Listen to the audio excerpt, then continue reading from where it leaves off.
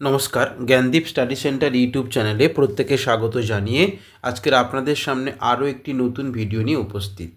আমি এই ভিডিওটির মাধ্যমে আলোচনা করব যারা নেতাজি সুভাষ মুক্ত বিশ্ববিদ্যালয়ে আন্ডার গ্র্যাজুয়েট কোর্সে পলিটিক্যাল সায়েন্স অনার্স নিয়ে পড়াশোনা করছেন। আমি সেই CCPS 9 এবং 10 এই দুটি পেপারের ইম্পর্টেন্ট বা লাস্ট মিনিট সাজেশান নিয়ে আলোচনা করব। আপনাদের পরীক্ষা চলছে, আপনারা পড়াশোনা করছেন, তবে এই প্রশ্নগুলো একটু খাতায় লিখে নিয়ে ভালো করে পড়াশোনা শুরু করুন, কারণ আপনাদের পরীক্ষা এখান থেকেই কিন্তু প্রশ্নপত্র আসবে। এই ভিডিওটি খুবই গুরুত্বপূর্ণ হতে চলেছে, তাই চ্যানেলটি অবশ্যই সাবস্ক্রাইব করে দেবেন, লাইক করুন এবং কমেন্ট করতে ভুলবেন না আপনারা কোন কোন সাবজেক্টের লাস্ট মিনিট সাজেশান বা প্রশ্নপত্রগুলো চাইছেন। আপনারা স্ক্রিনের মধ্যে দেখতে পাচ্ছেন CCPS 9 প্রথম যে প্রশ্ন রাখা হয়েছে, প্রশাসনিক বিকেন্দ্রীকরণ কাকে বলে। নাম্বার 2, RTI অ্যাক্ট 2005 কি, অর্থাৎ রাইট টু ইনফরমেশন অ্যাক্ট 2005 কি। নাম্বার 3, লোকপাল কি। নাম্বার 4, নাগরিকত্ব সংশোধনী আইন 2003 সম্পর্কে আলোচনা করো। নাম্বার 5, টিকা, ভারতে শাসন বলতে কি বোঝো। নাম্বার 6, অর্থ বিলের বৈশিষ্ট্য আলোচনা করো। নাম্বার 7, টিকা, আর্থিক প্রশাসন কি। নাম্বার 8, বাজেটের প্রকারভেদ আলোচনা করো। নাম্বার 9, বাজেটের ধারণা দাও। নাম্বার 10, জাতীয় খাদ্য সুরক্ষা বলতে কী বোঝো। নাম্বার 11, জাতীয় শিক্ষানীতি 2020 এর মূল সুপারিশগুলি কী ছিল।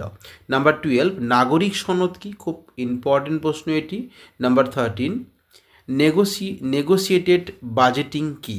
এবং এক্সট্রা একটা প্রশ্ন দেওয়া হয়েছে, CAG এর প্রধান কাজগুলি লেখো।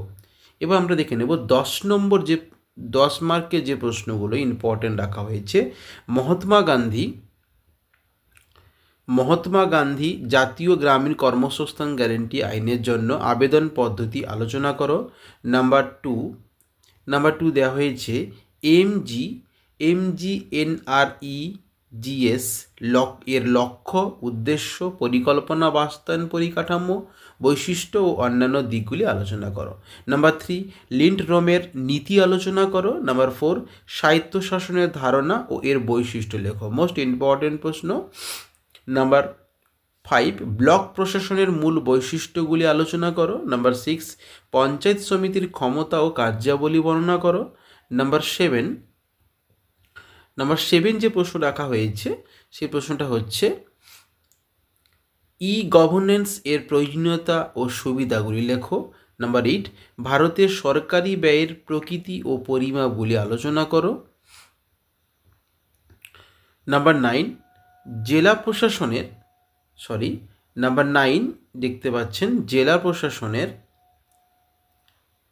মূল বৈশিষ্ট্যগুলি আলোচনা করো। নাম্বার 10, গ্রাম পঞ্চায়েতের গঠন ও কার্যাবলী লেখো।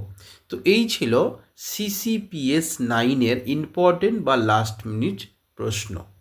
এবারে আমরা আলোচনা করব CCPS 10 সেকেন্ড ইয়ারের পলিটিক্যাল সায়েন্সের 10 নম্বর পেপারের ইম্পর্টেন্ট বা last minute suggestion. CCPS 10 suggestion 2024 প্রথম যে 6 মার্কের প্রশ্নগুলো রাখা হয়েছে, বৈষম্যবাদ কি। 2, মুদ্রাস্ফীতি কি। নাম্বার 3, বিশ্বায়নের প্রকৃতি আলোচনা করো। নাম্বার 4, টিকা, বসুন্ধরা সম্মেলন 1992 এবং 1932 সালে স্টকহোম সম্মেলন। নাম্বার 5, পরিবেশ কাকে বলে, পরিবেশ কত প্রকার ও কী কী। নাম্বার 6, টিকা, মন্ট্রিল প্রোটোকল কী। নাম্বার 7, প্যারিস চুক্তি। এই প্যারিস চুক্তিটা আপনাদের অবশ্যই করতে হবে, কারণ এই প্যারিস চুক্তিটা খুবই ইম্পর্টেন্ট একটি প্রশ্ন, 6 মার্কের আসবে।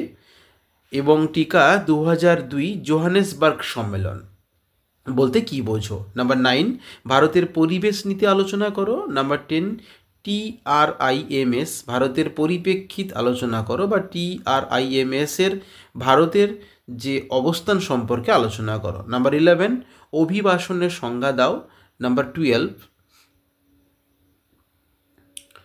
12 রাখা হয়েছে, টিকা, ট্রানজিট মাইগ্রেশন কি।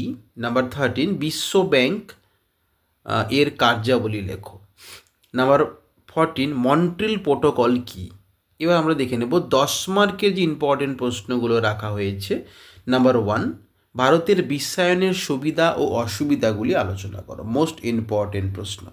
নাম্বার 2, আন্তর্জাতিক অর্থভাণ্ডার ইতিবাচক ভূমিকা সম্পর্কে আলোচনা করো। নাম্বার 3, পরিবেশের সঙ্গে মানুষের মিথস্ক্রিয়ার ইতিবাচক বা নেতিবাচক দিকগুলি লেখো।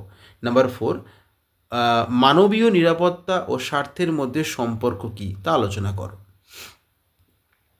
নাম্বার 5, ভারতের জাতীয় মানবাধিকার কমিশনের ইতিহাস, গঠন ও কার্যাবলী সম্পর্কে আলোচনা করো।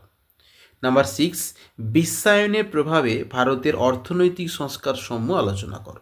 নাম্বার 9, নবম পঞ্চবার্ষিকী পরিকল্পনার প্রাক্কালে পরিবেশের বিষয়টির ওপর বিশেষ গুরুত্বপূর্ণ হয়ে ওঠার কারণ কি আলোচনা করো। নাম্বার 8, বর্তমান যুগে বিশ্বায়নের প্রভাব সম্পর্কে লেখো। তো এই ছিল CCPS 10 নম্বর পেপারের ইম্পর্টেন্ট বা লাস্ট মিনিট সাজেশান।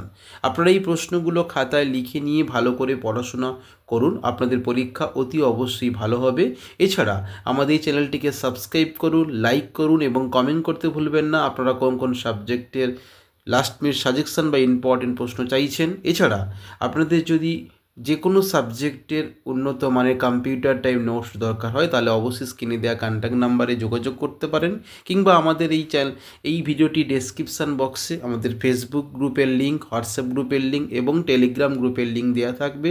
আপনারা চাইলে সেই লিঙ্কে ক্লিক করে আমাদের গ্রুপে অ্যাড হতে পারেন। তার কারণ ইউনিভার্সিটির পক্ষ থেকে যখন কোনো নতুন আপডেট আসে আমরা কিন্তু খুব সঙ্গে সঙ্গে প্রকাশ করি এবং গ্রুপের মধ্যে আমরা দিয়ে দিই। আপনারা ভালো থাকবেন, সুস্থ থাকবেন, ধন্যবাদ।